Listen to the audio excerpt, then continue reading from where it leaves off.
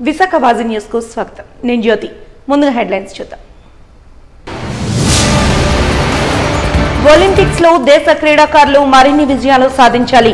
Olympic selfie point ప్రారంభించిన జిల్లా collector MN Harindra Prasad పిలుపు.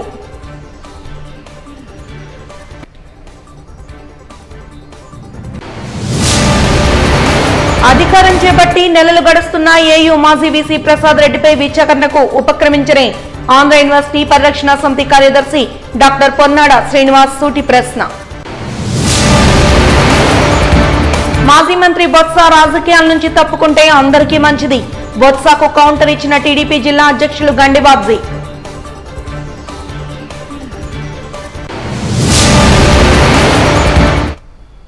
ఇక వివరాల్లోకి వెళ్తే, ప్యారిస్ వేదికగా జరుగుతున్న ఒలింపిక్స్ క్రీడల్లో మన దేశం నుంచి ఆడుతున్న క్రీడాకారులు మరిన్ని విజయాలు సాధించాలని జిల్లా కలెక్టర్ ఎంఎన్ హరీంద్ర ప్రసాద్ ఆకాంక్షించారు. ఒలింపిక్ క్రీడలపై అవగాహన, క్రీడాకారుల్లో ఉత్సాహం నింపేందుకు గాను చీర్ ఫర్ భారత్ పేరుతో జిల్లా క్రీడా ప్రాధికార సంస్థ ఆధ్వర్యంలో కలెక్టరేట్ ప్రాంగణంలో ఏర్పాటు చేసిన సెల్ఫీ పాయింట్ ను జిల్లా కలెక్టర్ చేతుల మీదుగా ప్రారంభించారు. ఈ సందర్భంగా మన దేశం నుంచి ఆడి షూటింగ్ లో తొలి పథకం సాధించిన మను భాకర్ గురించి ప్రస్తావించారు. ఆమెను స్ఫూర్తిగా తీసుకుని మరింత మంది క్రీడాకారులు విజయాలను సాధించాలని ఆకాంక్షించారు.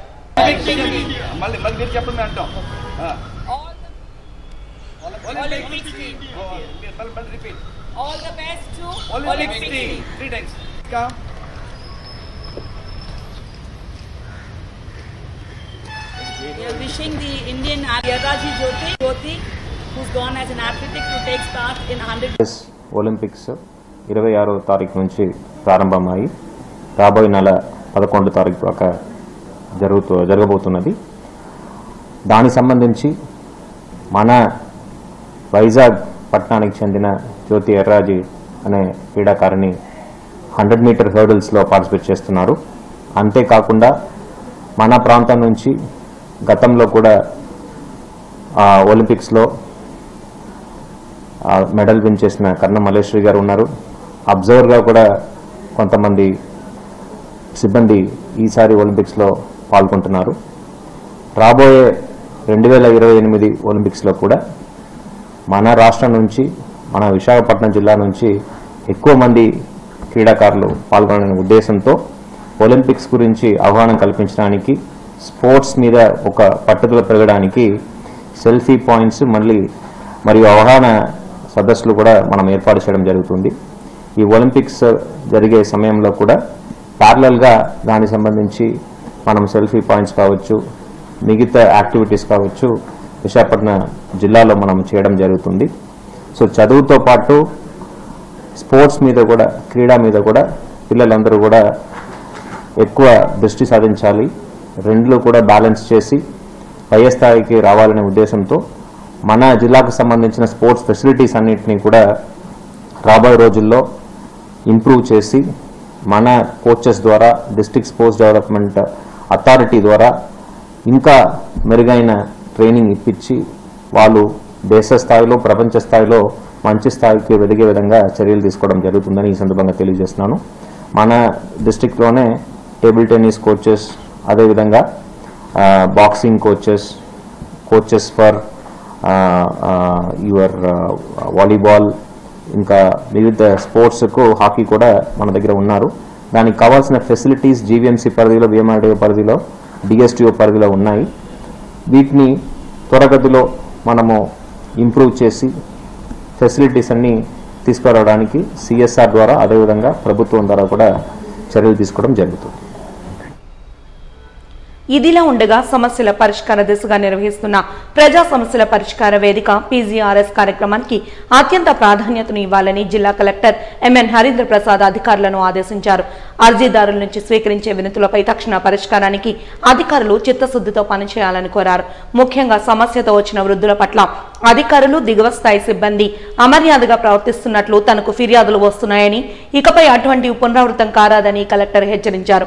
ప్రభుత్వ ఆసుపత్రులు, కార్యాలయాలకు సమస్యతో విచ్చేసే వృద్ధులతో మర్యాదపూర్వకంగా నడుచుకుంటూ వారిని కూర్చోబెట్టి సావధానంగా విని సమస్యను పరిష్కరించాలని సూచించారు.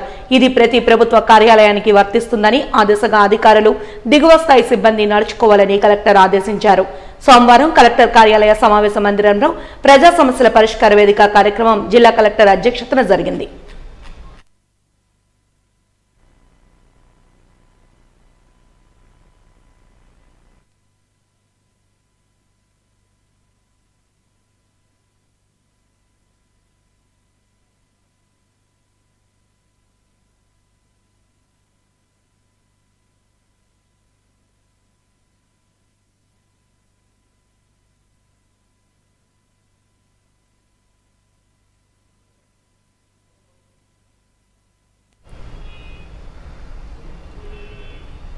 దేశంలో ఎక్కడా లేని విధంగా విశాఖ ఎంపీ అభ్యర్థిగా శ్రీభరత్ ను ప్రజలు భారీ మెజార్టీతో గెలిపించారని జిల్లా తెలుగుదేశం నాయకులు గండిపి అబ్జీ అన్నారు.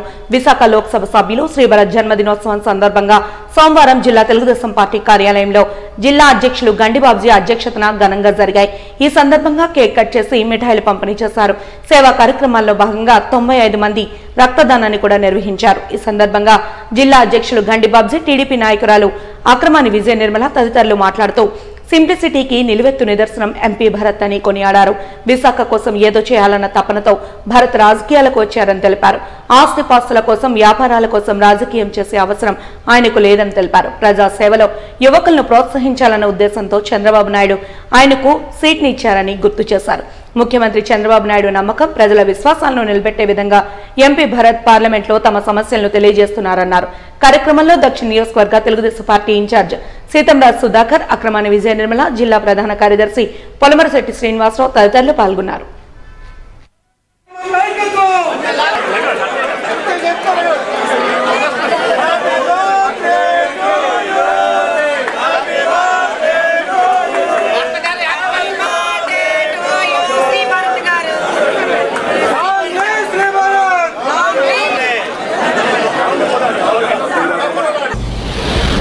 మరి బహుశా రాష్ట్రంలోనే లేదు దేశంలోనే అని అనుకుంటున్నాను 1-2 స్థానంలో అత్యధిక మెజార్టీతో పార్లమెంట్ మెంబర్గా ఈ విశాఖపట్నం ప్రజలు ఎన్నుకున్నందుకు ముందుగా వారందరికీ పార్టీ తరపున నా తరపున ధన్యవాదాలు తెలియజేసుకుంటూ ఈరోజు మా ఎంపీ గారు భరత్ గారి పుట్టినరోజు సందర్భంగా మరి ఇక్కడ బ్లడ్ క్యాంప్ కానీ ఇక్కడ అన్నదానాలు కానీ ఈ కేక్ కటింగ్ కానీ ఈ మా కార్యకర్తల నాయకులు అభిప్రాయంతో అభిమానంతో ఈవేళ అరేంజ్ చేయడం జరిగింది.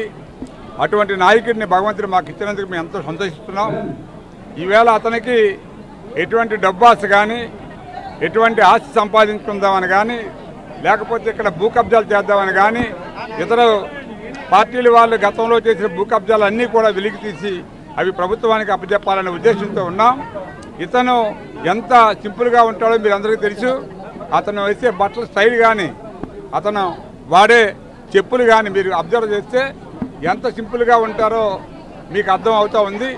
అతను ఆగర్భ శ్రీమంతుడిలా పుట్టాడు కాబట్టి అవన్నీ అనుభవించాను. ఇంక ప్రజల కోసమే సేవ చేయాలి. బిజినెస్ అనేది ఎట్లాగూ యూనివర్సిటీస్ మా తాతగారి దయ వలన వచ్చాయి కాబట్టి ఆ యూనివర్సిటీ వల్ల కొంతమందిని ఉద్యోగాలు కానీ తయారు చేసి ఈ రాష్ట్రానికి అందించాలనే ఉద్దేశం ఒకటి ఉంది. అలాగే చిన్న స్కూల్ కూడా స్టార్ట్ చేశారు ఈ మధ్యనే. మరి ఆయనకి భగవంతుడు ఆయన ఆరోగ్యాలు, ఐశ్వర్యం అన్నీ కూడా ఇచ్చి ఈ విశాఖపట్నానికి మన ఆంధ్ర రాష్ట్రానికి సేవ చేసే అదృష్టం కల్పించాలని ఆ భగవంతుని మనస్ఫూర్తిగా కోరుకుంటూ మీ ద్వారా కూడా ప్రజలకి ఈ విషయాలన్నీ తెలియజేయాలని చెప్పి కోరుతా ఉన్నాను.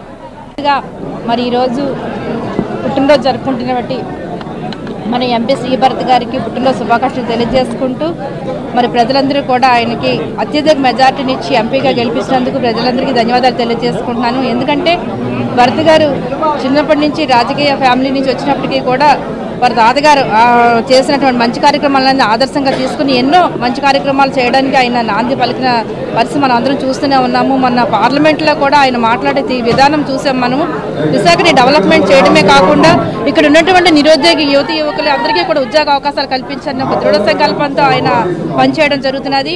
మరి ఈరోజు ఆయన ఎన్నో ఆధునిక భావాలు కలిగిన వ్యక్తి.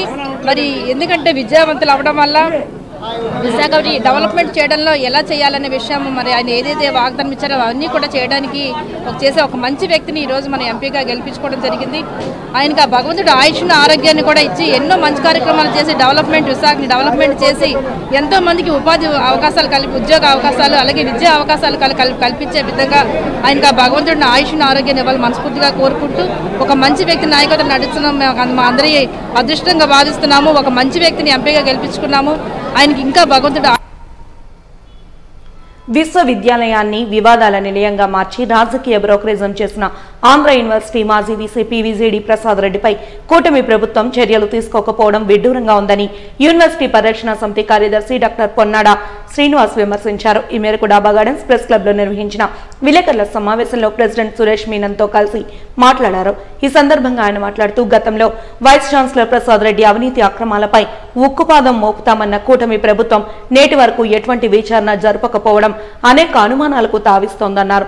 విశ్వవిద్యాలయంలో సిబ్బంది దగ్గర నుండి విద్యార్థుల వరకు ప్రతి ఒక్కరిని అత్యంత దుర్మార్గంగా హింసించేవారని గుర్తు చేశారు. రాజకీయ ప్రలోభాలకు లోబడి ఆనాటి సీఎం జగన్మోహన్ రెడ్డి తొత్తుగా వీసీ వ్యవహరించిన విషయాన్ని స్పష్టం చేశారు. ఇకనైనా కూటమి ప్రభుత్వం మాజీ వీసీ ప్రసాద్ రెడ్డిపై చర్యలకు తక్షణమే ఉపక్రమించాలని డిమాండ్ చేశారు. ఆంధ్ర యూనివర్సిటీలో గత 5 సంవత్సరాల నుండి వైస్ ఛాన్సలర్గా పనిచేసినటువంటి పీవీజీడీ ప్రసాద్ రెడ్డి అనేటువంటి వ్యక్తి ఆంధ్ర యూనివర్సిటీని ఒక పెరటి దొడ్డిలాగా ఒక డంపింగ్ యార్డ్ లాగా తయారు చేశాడు. ఆంధ్ర యూనివర్సిటీని ఒక శ్మశానంలాగా తీర్చిదిద్దిన చరిత్ర ఆయనకే దక్కింది. స్వతంత్రం వచ్చిన తర్వాత ఎంత దుర్మార్గమైనటువంటి పరిపాలన అంటే మీడియా మిత్రులందరికీ కూడా తెలుసు, రాష్ట్రంలో ఉన్నటువంటి ప్రజలందరికీ తెలుసు, ఈ నగరంలో ఉన్నటువంటి ప్రజలకి విద్యావంతులకి అందరికీ తెలుసు. దాని ఫలితమే గత ప్రభుత్వం చాలా చిత్తుగా ఓడిపోయింది.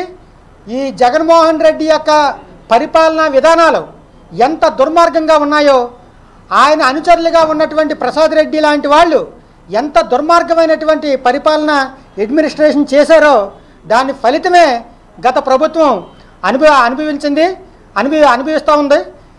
ఈ రకమైనటువంటి పరిస్థితికి ఈవేళ నూతన ప్రభుత్వం వచ్చిన తర్వాత, నూతన టీడీపీ ప్రభుత్వం వచ్చిన తర్వాత ఈ ప్రసాద్ రెడ్డి లాంటి వ్యక్తుల్ని మేము ప్రమాణ స్వీకారం చేసిన మరుక్షణమే మేము కఠినంగా చర్యలు తీసుకుంటాం. మా చేతిలో రెడ్ బుక్ ఉంది, అందులో మొదటి పేజీలో మొదటి పేరు ప్రసాద్ రెడ్డిదే అలాగని చెప్పి ఇక్కడ ఉన్నటువంటి టీడీపీ కార్యకర్తలు చెప్తా ఉన్నారు.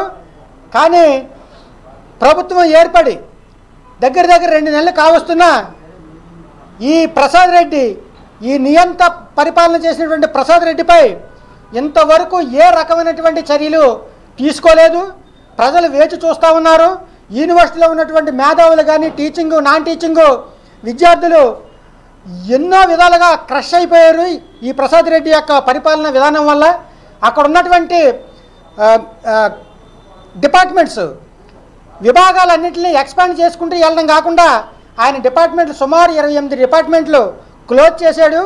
అలాగే 300 మంది గెస్ట్ ఫ్యాకల్టీలని వాళ్ళందరూ కూడా ఎస్సీ ఎస్టీ బీసీలు ఉత్తరాంధ్ర పీపుల్ వాళ్ళందరినీ ఒక సింగిల్ పెన్ స్ట్రోక్తో బయటికి పంపించేసి తన అనుచరులుగా ఉన్నటువంటి తన కులం వాళ్ళు, తన ఊరు వాళ్ళని ఎక్కడెక్కడో ఉన్నటువంటి కార్పొరేట్ కాలేజీల్లోని ఇతర ప్రైవేట్ కాలేజీల్లోని పనిచేస్తున్నటువంటి ఫ్యాకల్టీగా ఉన్నటువంటి వాళ్ళందరినీ తీసుకొచ్చి సుమారు 200కు పైగా వాళ్ళ దగ్గర డబ్బులు తీసుకొని ఇక్కడ యూనివర్సిటీలో ఒక్కొక్కరికి 80,000 నుంచి ₹1,00,000 వరకు శాలరీ కేటాయించి ఇక్కడ అపాయింట్ చేసుకోవడం జరిగింది. వాళ్ళకి ఒక రూల్ ఆఫ్ రిజర్వేషన్ లేదు. 29వ వార్డు 38వ వార్డులో ఏర్పాటు చేసిన జనసేన పార్టీ క్రియాశీలక సభ్యత్వ నమోదు కార్యక్రమ శిబిరంలో ఎమ్మెల్యే వంశీకృష్ణ శ్రీనివాస్ ముఖ్య అతిథిగా పాల్గొన్నారు. ఈ సందర్భంగా దక్షిణ నియోజకవర్గ జనసేన నాయకులు మన్యాల శ్రీనివాస్ మాట్లాడుతూ దక్షిణంలో క్రియాశీలక సభ్యత్వ నమోదు కార్యక్రమం విజయవంతంగా కొనసాగుతోందన్నారు. పార్టీలో కష్టపడి పనిచేసే ప్రతి ఒక్కరికి పార్టీ పదవులతో పాటు బీమా సౌకర్యం వర్తిస్తుందని తెలిపారు. రాష్ట్రంలో రికార్డు స్థాయిలో కొనసాగుతున్న సభ్యత్వ నమోదు ప్రక్రియ పార్టీ శ్రేణుల్లో నూతన ఉత్సాహాన్ని నింపుతోందన్నారు. ఈ సందర్భంగా ఎమ్మెల్యే వంశీకృష్ణ సమక్షంలో పలువురికి సభ్యత్వ నమోదు చేశారు.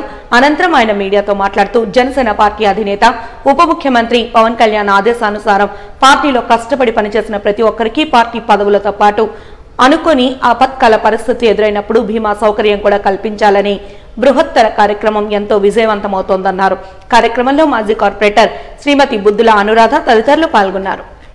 ఉప ముఖ్యమంత్రి అయినటువంటి పవన్ కళ్యాణ్ గారి యొక్క పిలుపు మేరకు అదేవిధంగా ఈ దక్షిణ నియోజకవర్గం గౌరవనీయులు ఎమ్మెల్యే అయినటువంటి జిల్లా వైఎస్ జనసేన కాంగ్రెస్ పార్టీ అధ్యక్షులైనటువంటి వంశీకృష్ణ శ్రీనివాస్ గారి యొక్క ఆదేశాల మేరకు ఆయన మార్గదర్శకంలో ఈరోజు ఆయన పిలుపు మేరకు నడుస్తూ ఈ యొక్క సభ్యత్వ నమోదు కార్యక్రమం యొక్క గొప్పతనం మరియు సభ్యత్వం చేయించుకుంటే దాని యొక్క ప్రయోజనాలు ఉపయోగాలు ప్రజలకు తెలియజేస్తూ ఈరోజు మా వార్డులో దాదాపుగా 1200 వరకు పూర్తయ్యాయి.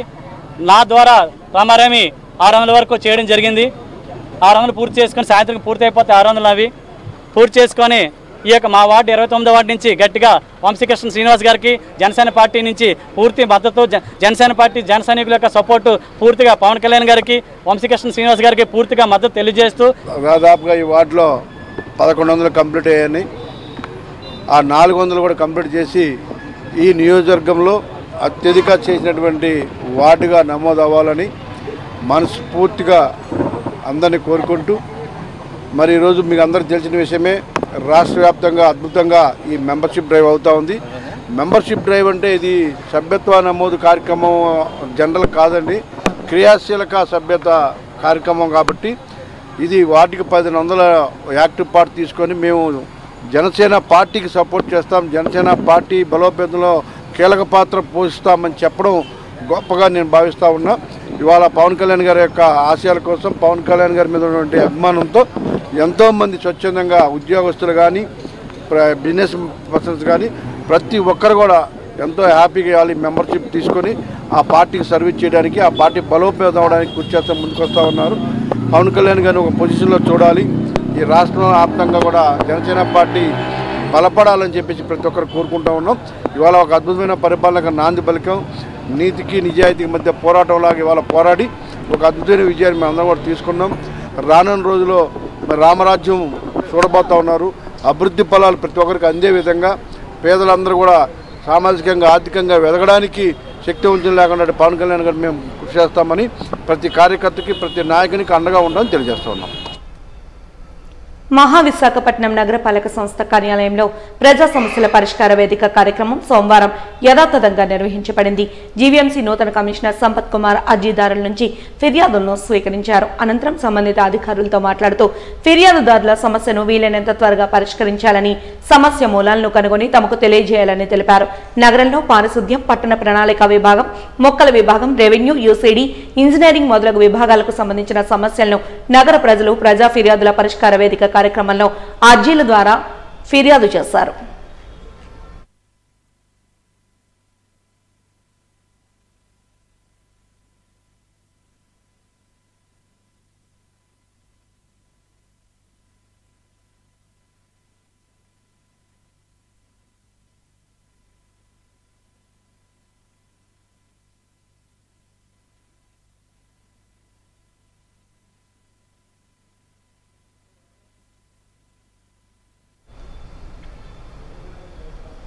రైల్వే కార్మికులకు కనీస వేతనం 26,000 రూపాయలను అమలు చేయాలని డిమాండ్ చేస్తూ east coast railway contract workers union నాయకులు డిమాండ్ చేశారు.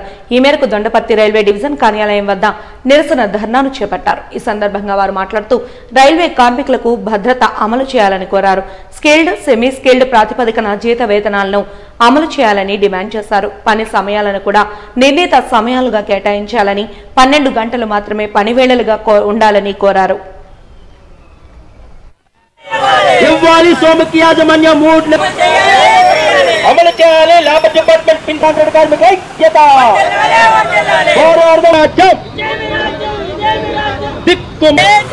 రద్దు చేయాలి. 4 లేబర్ కోడ్ చట్టాలను రద్దు చేయాలి. ప్రస్తుత రూపాయలను పోరాడదాం. నెలకి 26,000 రూపాయల జీతం వచ్చేంత వరకు రూపాయలను అమలు చేయాలి. ఇవ్వాలి సోమకి యాజమాన్యం 3 నెలలు 5 రోజుల జీతాలను ఇవ్వాలి. సోమకి యాజమాన్యం 3 నేను 13 సంవత్సరాల నుంచి ఈస్ట్ కోస్ట్ రైల్వే కాంట్రాక్ట్ కార్మికుల్లో ఆన్బోర్డ్ అండ్ బెడ్రోల్ కంపెనీలో పనిచేస్తూ ఉన్నాను. నేను రన్నింగ్ ట్రైన్లో వెళ్తూ పనిచేస్తూ ఉంటాను. ముఖ్యంగా మా డిమాండ్స్ ఈరోజు east coast railway contract labour కార్మికులకి ఎటువంటి కనీస వేతనములు కానీ చట్టబద్ధ సౌకర్యాలు కానీ కల్పించడం లేదు. ఈరోజు కనీస వేతనం మరి జీవో ప్రకారంగా స్కిల్డ్ 651 రూపాయలు, semi killed 778, unskilled semi skilled 848, unskilled 778 రూపాయలుగా ఉన్నప్పటికీ కూడా మరి ఈరోజు ఈ రైల్వే కాంట్రాక్టులు ఎవరు కూడా ఇటువంటి జీవాలను అమలు చేయడం లేదు. ఈనాటికి కూడా 13 సంవత్సరాల నుంచి కనీసం పనిచేసినప్పటికీ కూడా నేటికి 400 రూపాయలు 500 రూపాయలు ఇచ్చిన పరిస్థితి ఏర్పడుతూ ఉంది. భవిష్యత్తులో కూడా ఏదైతే ఈరోజు స్కిల్డ్, సెమీ స్కిల్డ్, అన్స్కిల్డ్ ఉందో దాన్ని రద్దు చేసి ఏజ్ అవర్స్ లెక్కిస్తున్నటువంటిది ఏదైతే ఉందో దాన్ని మేము అడుగుతూ ఉన్నాం. ఎందుకంటే ఈరోజు రైల్వే కాంట్రాక్టులకి అవర్స్ లెక్కిస్తూ ఉన్నారు, మాకు ఇచ్చేది డేస్ లెక్కిస్తున్నారు. ఈరోజు డేస్ లెక్క మీరు ఇచ్చినప్పుడు కూడా మీరు ఒకసారి లెక్కేసుకున్నట్లుగానైతే మేము రోజుకి 8 గంటలు పని చేయాల్సిన నిబంధన ఉంది. కానీ మీరు పని చేసుకుంటేది 24 గంటలు పని చేస్తూ ఉన్నారు. అదీగాక మేము ఈరోజు బండికి వెళ్ళి వచ్చామంటే బెడ్షీట్ల కటింగ్ కూడా మీరు పెడతా ఉన్నారు. ఈరోజు బెడ్షీట్ల కటింగ్ ఏదైతే పెట్టారో మాకు జీతం వచ్చేటప్పటికి జీరో కనిపిస్తూ ఉంది. ఒక బెడ్షీట్ పోతే 350 రూపాయలు, ఒక బ్లాంకెట్ పోతే 650 రూపాయలు, ఒక పిల్లో పోతే 210 రూపాయలు, ఒక పిల్లో కవర్ పోతే 150 రూపాయలు, ఒక నాప్కిన్కి పోతే 100 రూపాయలు. మరి ఈ విధంగా మరి మేము ట్రైన్కి వెళ్ళి వచ్చేటప్పటికి అట్లీస్ట్గా ఎది చూసుకున్నప్పుడు కూడా 10-15 బెడ్షీట్లు లేదనుకుంటే ఒక 5-6 బెడ్షీట్లు అయినా పోయే పరిస్థితి ఉంది. మరి ఈ విధంగా మా జీతాలు కట్ చేస్తే మా ఫ్యామిలీని ఎలాగ పోషించుకోవాలి?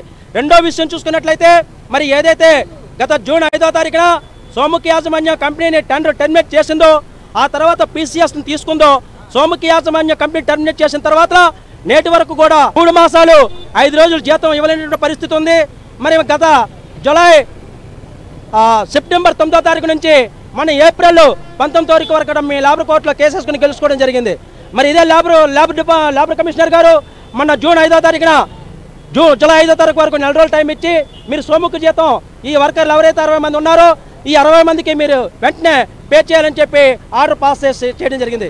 దాన్ని కూడా ఈరోజు సోముఖి యాజమాన్యం ఉల్లంఘిస్తూ మా 60 మంది కూడా పేమెంట్ ఇవ్వలేని పరిస్థితి. ఈనాటికి కూడా సంవత్సరం దాటిపోయింది.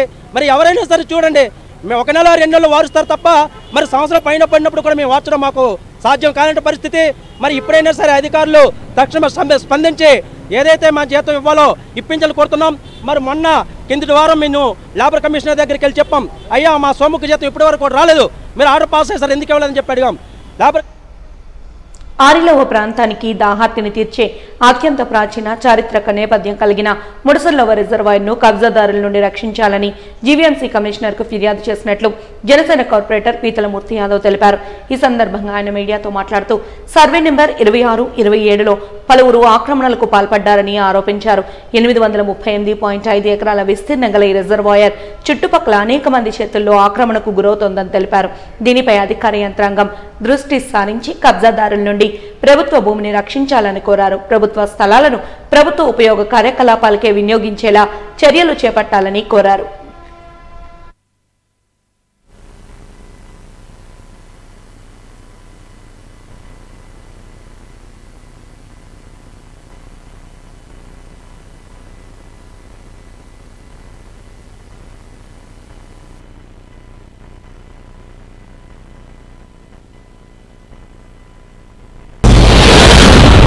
విశాఖ ఆరిలోవ ప్రాంతానికి దాహార్తి తీర్చేటువంటి ముడసర్లోవ రిజర్వాయర్ ఏదైతే ఉందో 838.5 ఎకరాల ముడసర్లోవ ప్రాంతంలో ఉన్నటువంటి సర్వే నెంబర్ 26, 27 ముడసర్లోవ గ్రామం సర్వే నెంబర్లో ఉన్నటువంటి 838 ఎకరాల ముడసర్లోవ భూముల్ని పరిరక్షించాలని, అంతేకాకుండా ఏదైతే ముడసర్లోవ వాటర్ క్యాచ్మెంట్ ఏరియాలో జరుగుతున్నటువంటి అక్రమ నిర్మాణాలు ఏవైతే ఉన్నాయో అక్రమ నిర్మాణాలు తక్షణమే నిలిపివేయాలని చెప్పి ఇప్పటికీ ఈ రాష్ట్ర ఉప ముఖ్యమంత్రి పవన్ కళ్యాణ్ గారు ఆదేశాలు ఇవ్వడం జరిగింది. అయినప్పటికీ కూడా అక్కడ నిర్మాణ పనులు హార్స్ రైడింగ్ ప్రాజెక్టు పేరుతో విజయసాయిరెడ్డికి అక్కడ ప్రాజెక్టు చేపట్టడం అన్నది తక్షణం నిలిపివేసి అది రద్దు చేయాలని, ఎప్పటి నుంచో గల్ఫ్ కోర్టుకి 100 ఎకరాల దీర్ఘకాలిక లీజ్కి నామమాత్ర రుసంతో జీవీఎంసీ ఆస్తిని ఏదైతే ఇచ్చారో ఆ యొక్క ఆస్తిని గల్ఫ్ కోర్టు ఆస్తిని వెంటనే లీజుని రద్దు చేయాలని చెప్తూ ఏవైతే ముడుసల్లో ప్రాంతంలో ఉన్నటువంటి ప్రభుత్వ భూమి ఏదైతే ఉందో, జీవీఎంసీ ఆస్తి ఏదైతే ఉందో, ఆ జీవీఎంసీ ఆస్తి ఖచ్చితంగా అక్కడ ఎటువంటి ఇళ్ల పట్టాలు ఇవ్వకూడదు. జీవీఎంసీ ఆస్తిని వందల వేల కోట్ల రూపాయలు విలువ చేసేటువంటి ఆ యొక్క ముడుసల్లో భూముల్ని కాపాడాలని చెప్పి ఇవాళ జీవీఎంసీ కమిషనర్ గారికి ఇవాళ ఫిర్యాదు చేయడం జరిగింది స్పందనలో. అంతేకాకుండా మరి ముఖ్యంగా దస్పల్లా భూములు 3,000 కోట్ల రూపాయల దస్పల్లా భూములు ఏవైతే రాణి సాయిబా వాద్వాన్ పేరునిచ్చి ఇప్పుడు దరఖాస్తు చేసుకున్న దరఖాస్తుదారులకి ఎటువంటి సంబంధిత పత్రాలు లేవు కాబట్టి ఇన్కార్పొరేట్ చేయలేమని చెప్పి జీఎంసీ అధికారులు ఏదైతే మెన్షన్ చేశారో టౌన్ సర్వే రిజిస్టార్లో ఆ యొక్క దస్పల్ల భూముల్ని ప్రభుత్వ భూములుగా కాపాడాలి, ఖచ్చితంగా 3,000 కోట్ల రూపాయలు చేసే దస్పల్ల భూముల్ని కాపాడి ప్రభుత్వ అవసరాల కోసం వినియోగించాలని చెప్పి జీఎంసీ కమిషనర్ గారిని కోరడం జరిగింది. మరి ముఖ్యంగా ఏదైతే తొట్లకొండ ఎదురుగుండా బేవాచ్ అనేటువంటి టూరిజం ప్రాజెక్టులో భాగంగా అక్కడ చేపడుతున్నటువంటి అక్రమ నిర్మాణాలు ఏవైతే ఉన్నాయో, సిఆర్జెడ్ వైలేషన్స్ కానీ ఏపీసీజెడ్ఎం నామ్స్ నుంచి ఏవైతే ఉన్నాయో ఈ విషయాలై పూర్తి స్థాయిలో చర్యలు తీసుకోవాలని చెప్పి గౌరవ కమిషనర్ గారికి ఫిర్యాదు చేయడం జరిగింది. మాజీ మంత్రి బొత్స రాజకీయాల నుంచి తప్పుకుంటే మంచిదని తెలుగుదేశం పార్టీ జిల్లా అధ్యక్షులు గండిబాబ్జీ అన్నారు. సోమవారం జిల్లా తెలుగుదేశం పార్టీ కార్యాలయంలో జరిగిన విలేకరుల సమావేశంలో ఆయన మాట్లాడుతూ మాజీ మంత్రి బొత్స మాట్లాడిన మాటలు ఎవరికీ అర్థం కావన్నారు. జగన్ తమ మాట వినడం లేదని స్వయానా బొత్స చెబుతున్నారని అన్నారు. బొత్స ఉపాధ్యాయుల బదిలీలలో కొన్ని కోట్ల రూపాయలను వసూలు చేశారని, పిఏలను పెట్టి ఉపాధ్యాయుల నుంచి డబ్బులు వసూలు చేసిన బొత్స ఇప్పుడు నీతి కబుర్లు చెబుతున్నారంటూ ఎద్దేవా చేశారు. ఉపాధ్యాయుల నుంచి వసూలు చేసిన డబ్బులు వెంటనే తిరిగి ఇచ్చేయాలని డిమాండ్ చేశారు. బొత్స గతంలో మున్సిపల్ మంత్రిగా ఉన్న సమయంలో టీడీఆర్ల కుంభకోణాలకు పాల్పడ్డారని ఆరోపించారు. ముఖ్యంగా అతను ఈ వైసీపీ ప్రభుత్వంలో ముఖ్య నాయకుని అని చెప్పుకునే మనిషి ఈరోజు మనం అదే ప్రెస్లో ఒక మాట విన్నాం, మీరు చూసారో లేదో. ఏం చేస్తాం మేము, మా నాయకుడు జగన్మోహన్ రెడ్డి గారు మా మాట వినకపోతే మేము ఏం చేయగలం అనే మాట సిగ్గు ఒగ్గు లేకుండా ఈవేళ ప్రజల మధ్యలో ఒప్పుకుంటే నువ్వెందుకు, నువ్వు అంత సీనియర్ మంత్రి, నువ్వు రిజైన్ చేసి ఆయన దగ్గర కూర్చోవచ్చు కదా. నువ్వు చేతకాని పనులన్నీ చేసుకొని ప్రజా వ్యతిరేక పనులు చేసుకొని నువ్వెందుకు మంత్రివర్గంలో కొనసాగాలి. ఉదాహరణకి ఈవేళ అతను చేసిన పనులు చెప్తాం. ముఖ్యంగా టీచర్స్ ట్రాన్స్ఫర్స్ ఉన్నాయి, తీసుకోండి. మీరు కొన్ని కోట్ల రూపాయల డబ్బులు దండేసి ఇంకెవరూ అడగలే మమ్మల్ని, ఈ ట్రాన్స్ఫర్లు మనం చేసేసి చేతుల నిండా డబ్బులు తీసుకొని మళ్ళీ మనమే ప్రభుత్వానికి వస్తామనే మొండి ధైర్యంతో కొన్ని వేల మంది టీచర్స్ దగ్గర డబ్బులు వసూలు చేసి కొన్ని కోట్ల రూపాయలు ఇవాళ జీవితాలతో ఆడుకున్నారు. మరి ఏమైనా సిగ్గు ఎగ్గు లేకుండా వాళ్ళ పిఏలను పెట్టి ఇతర బ్రోకర్లను పెట్టి ఆ డబ్బులు కలెక్ట్ చేసి ఇవాళ ఏవో తగుదనమ్మా నీతి కబుర్లు చెప్పడం అనేది ఎంత నీతిమైన పనో ఒక పెద్ద మనిషిగా ఆయనకు అర్థం కావట్లేదు.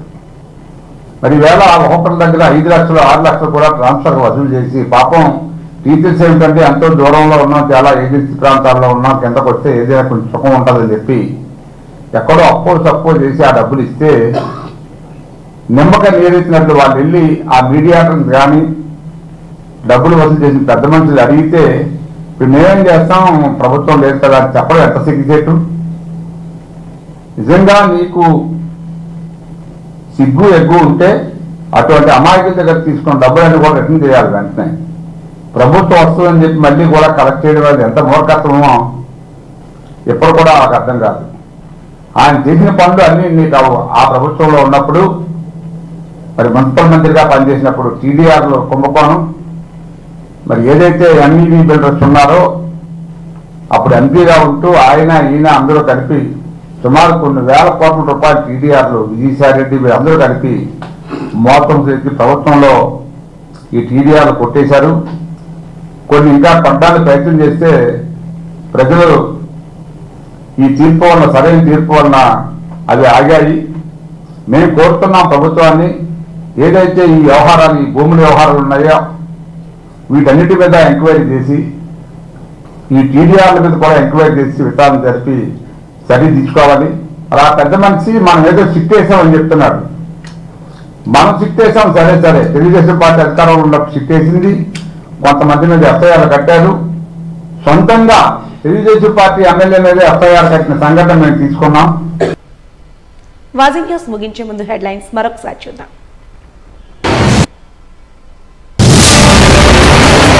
ఒలింపిక్స్ లో మన దేశ క్రీడాకారులు మరిన్ని విజయాలు సాధించాలి. ఒలింపిక్ సెల్ఫీ పాయింట్ ను ప్రారంభించిన జిల్లా కలెక్టర్ ఎంఎన్ హరీంద్ర ప్రసాద్ పిలుపు.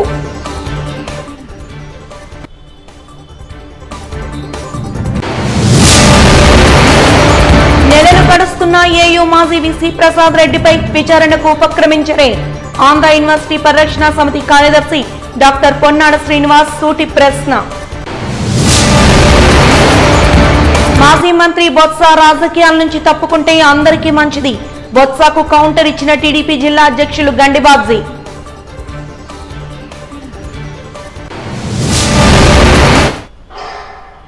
వాజీ న్యూస్ ఇంతటితో సమాప్తం. నమస్కారం.